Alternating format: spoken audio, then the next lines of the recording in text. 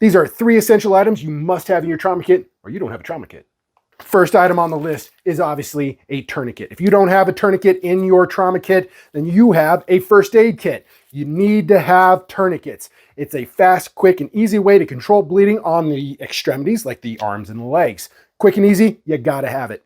Next on the list is taking care of all those wounds that you can't take care of with a tourniquet. All of the junctions, like your neck, groin, and armpits, are places that you might be bleeding heavily, and you need to wound pack that. To do that appropriately, you need to have wound packing material like Quick Clot.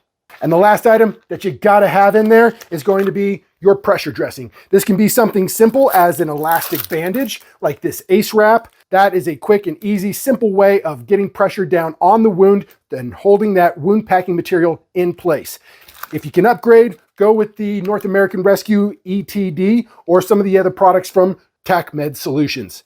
If you don't have these 3 items, then you don't have a trauma kit.